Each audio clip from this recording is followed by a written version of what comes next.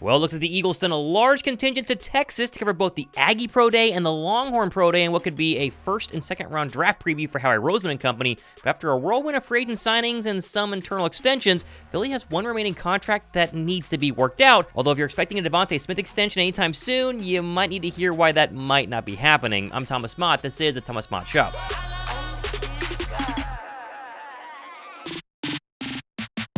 All right, you probably saw it already, but Philadelphia did grab another free agent last night, 25-year-old former Raiders slot cornerback Tyler Hall, to what is a very cheap one-year, pretty much a prove-it deal. And while the numbers on your screen, they might tell you he's a really good depth option, I think the 46,000 of you guys subscribed to this channel and the 66% who haven't yet would all agree that he still hasn't really been a true starter in the league yet so far during his career. And on a one-year deal, he's basically going to have a chance to compete for a roster spot during training camp alongside what should be a loaded cornerback room once the NFL draft is officially over. Oh, and speaking of one-year deals, DeVonta Parker's contract numbers leaked, and he literally signed the vet minimum of $1.21 million and has zero guaranteed money.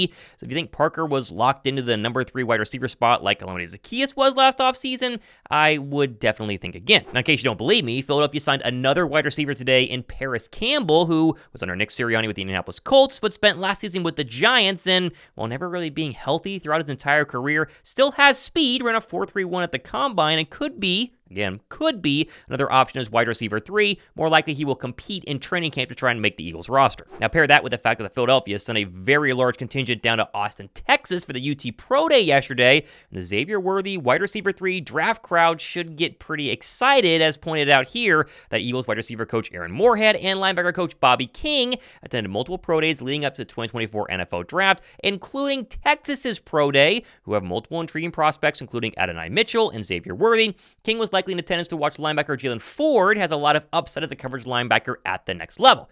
Now, Worthy's name continues to be thrown around Philadelphia day after day after day. And of course, the dream of adding him to this wide receiver core as number 3 and a take-the-top-off sort of wide receiver position would be a dream we all would absolutely love. But we got to at least understand the Eagles don't really need him. They would just really like him. But after back-to-back first-round selections, filling the defensive side of the football, of course, pair that with multiple defensive free agent signings, and how he does have the ammo to go best available at number 22 or earlier in the first round instead of biggest need, while still being able to lock up defense with this other 8 projected draft picks come April. Now, personally, I'm reluctant to Quinyon Mitchell, Toledo's superstar cornerback, if he were to fall to 15, 16, 17, just move up, grab him, solidify the corner for this year and many, many years to come. But if all the good cornerbacks are gone by 17 or 18, and Xavier Worthy is sitting there at 22 to where you don't have to trade up, you think Philadelphia would just stay put, take him, and then go defense with their next couple of picks? Now, those defensive selections could be, for instance, linebacker, and Philadelphia sent scouts to Texas A&M's Pro Day the other day to watch linebacker Edgerrin Cooper run a 4.46 40-yard dash, and I think cement his position as linebacker 1 in this draft, although I don't think number 22 overall is the place for Cooper. It seems like a little bit of a stretch. Personally, what I would do, Worthy at 22, and then package your 2 second-round draft picks, come up to the early second round, and grab Cooper, pairing a great young receiver with a great young linebacker, and in my opinion, making everybody happy in Philadelphia. Now, besides comments like these announcing that a Hassan Reddick trade would be the dumbest thing ever, my comment section the past couple of weeks have had 2 real main focuses: Reddick, but also DeVonta Smith, and people asking, where the heck is DeVonta Smith's contract extension? Why haven't they signed him yet? And honestly, the first 2 weeks of free agency have come and went, and Howie spent a lot of money on a lot of new people and a couple of established stars like Landon Dickerson, but the wide receiver remains the one big move that Philadelphia has not made as he heads into year 4 on what is a very, very important, pivotal contract season for wide receiver number 6. But in terms of not having a deal, I think I know why. First off, Smitty, he's eligible for a 5th-year option in 2025, and at the moment, Philadelphia has until May 2nd of this year to officially pick up that 5th-year option and officially slate him for a fully guaranteed $15.59 million this next year, which would put him 19th on the highest paid wide receiver list, just below Tyler Lockett and right above Denver's Cortland Sutton. So on one hand, Smitty doesn't necessarily need a new contract at the moment. Philadelphia could just wait and tell him, hey, 2025 offseason comes, maybe you can potentially cash in a little bit more, or you just stay put at your 5th-year option price and wait for the 2026 year. And if you take Smitty's word as gospel, I mean, he did tell the Inquirer a couple of months ago that it's all in God's hands. At the end of the day, day, extension or not, I'm going to have to come in and do what I have to do. It's God's timing, so he's put me in the right place at the right time. But let's be real. Philadelphia didn't want to wait till 2025 or 2026 after his fifth-year option in order to ink DeVonta Smith. They want to get a deal done now, but they want to get a deal done that's very team-friendly. It makes it fair for both sides. The problem really, at least the past couple of weeks, has been other wide receiver contracts. Like on one hand, you've had very good veterans like Mike Williams get, $15 million on a one-year deal with the Jets that would theoretically flip the negotiating table into the hands of the Eagles. But on the other hand, some other free agent wide receivers have gotten big money the past couple of days, including Calvin Ridley's $23 million a year deal with the Titans and Michael Pittman's $23 million a year deal with the Colts. Throw in Jerry Jeudy's somehow securing $58 million over 3 years despite being, a perennial underachieving headache in Denver. I mean, he's easily way better, or he's at least as young or younger than a lot of these other guys, and has been way less of a headache than the three people we just talked about. So you'd think that maybe the asking price, reportedly at $25 million a year, is the big holdup on Smitty's side of the football. Now, $25 million a year is very important. It's the exact same price per year that A.J. Brown is on that $100 million deal he signed a couple of years ago, which creates another negotiating issue. Like, Brown is better than DeVonta Smith. I think every team, GM, and fan of the league would agree, but the extra attention that Brown draws from defenses has helped create some more one-on-ones for DeVonta Smith.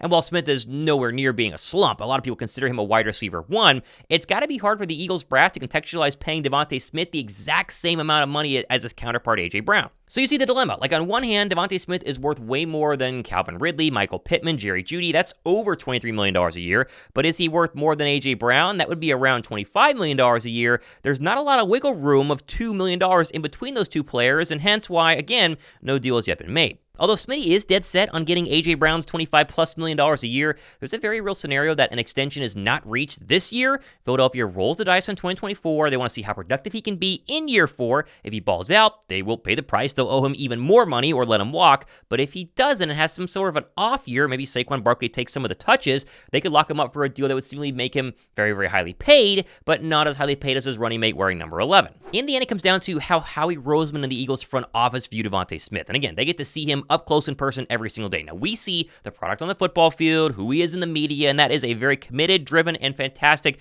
truly wide receiver one, but alongside A.J. Brown. But they know deep, deep down just how good he is. Is he better than A.J. Brown? Is he as good as A.J. Brown? Is he somewhere in the middle? They have to make that determining factor. And at the moment, they haven't been able to reach a deal that seemingly is fair on both sides. And as the days continue to drag on, the more likely as we get closer to May 2nd that an extension does not happen, and Philadelphia puts down the $15 million fifth-year option, makes it play out year 4, and then we do this all over again in the offseason of 2025. Now, I hope a deal gets done tomorrow, today, the next couple of days, but we'll see. Obviously, subscribe for that. How much would you give DeVonta Smith a year, though, based on everything I just said? 20, 25, 28? Let me know down below in the comments section. Now, on a much lighter, non-money note, I remember how the New York media and Tiki Barber just went beside themselves when Saquon Barkley chose to leave the loser organization in New York to play for, obviously, a division rival because the owner wouldn't pony up a fair contract. Yeah, well, the WFAN boys are at it again, this time in an epic crybaby rant from host Sean Morrish, where he basically whined that Eagle fans have been roasting him way too much in the comment section. By the way, Eagles fans are morons. They are by far. Why? What did they do? I'll just tell you right now. They are, and I'm sorry, we all know football, not to the degree that some players do.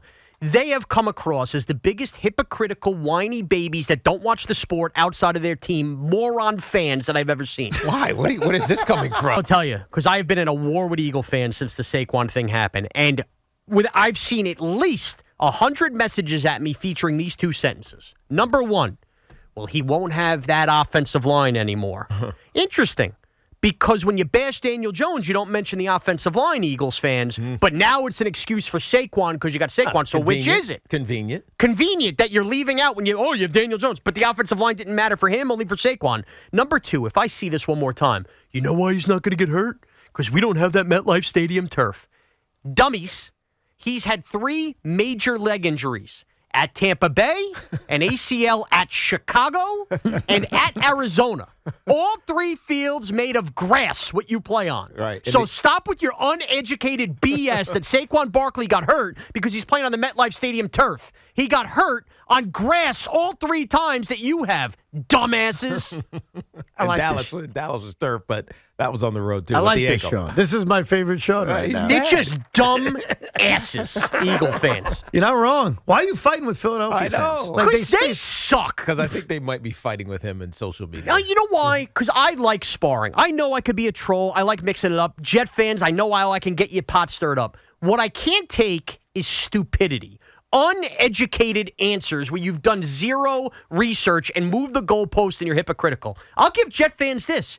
You're not stupid. I love that Giant fans and Giant hosts are trying to be like, well, Saquon really isn't that good, and we really didn't want him. But also, don't make fun of us for actually really wanting him because, he's not that good. And then also crying about how he was that good and they should have paid him. What a mess for the New York Giants. Trying to defend Daniel Jones and not paying Saquon Barkley is kind of be a full-time job and one that I'm very glad I don't have to do, and that we have a great quarterback on a very good contract and a great running back that we're willing to pay. It's a good time to be an Eagles fan, and hopefully they're ready to make some more moves the next couple of days and weeks as we head towards April and the start of the NFL draft. Make sure to go ahead and subscribe. We'll see you guys in the next one. I'm Thomas Mott. This has been The Thomas Mott Show.